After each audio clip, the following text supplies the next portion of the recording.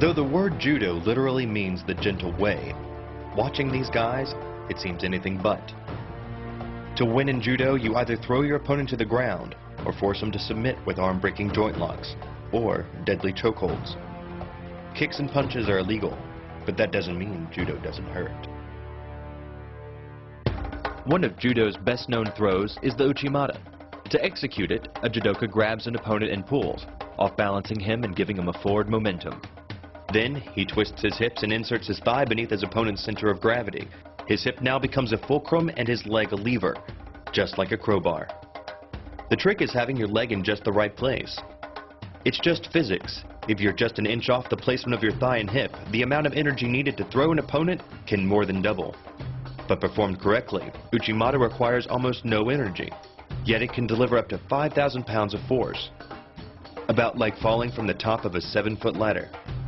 If it weren't for the mat, a throw like uchimata would be enough to cause serious injury, or even paralysis. Getting dominant position is critical to securing the okuri-iri-jimi choke in judo.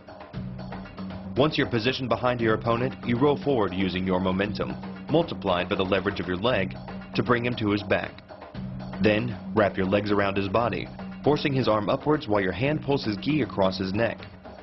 The collar of the gi reduces the flow of blood to the brain to a trickle, and ends the match.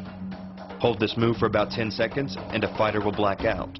Hold it just a little bit longer and he's dead.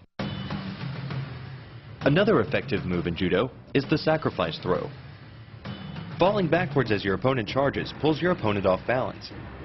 Then, you drive one leg into his midsection to guide his momentum, lifting his center of gravity up and over and hurling him to the mat. The sacrifice throw is a simple lesson in the conservation of energy. The stronger the opponent attacks, the further he gets thrown. It works like a catapult where your opponent's momentum supplies the counterweight.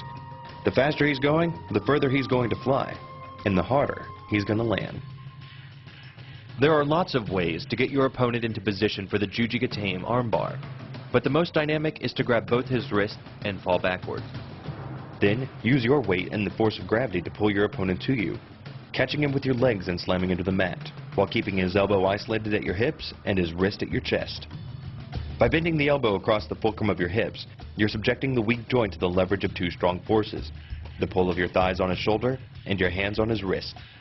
As little as 1,000 pounds of force can be enough to destroy the elbow. The leverage of the armbar can supply much more than that. The uchimata throw, the okuri-iri-jimi chokehold, the sacrifice throw, and the jujigatame armbar. These are the moves of a judo human weapon.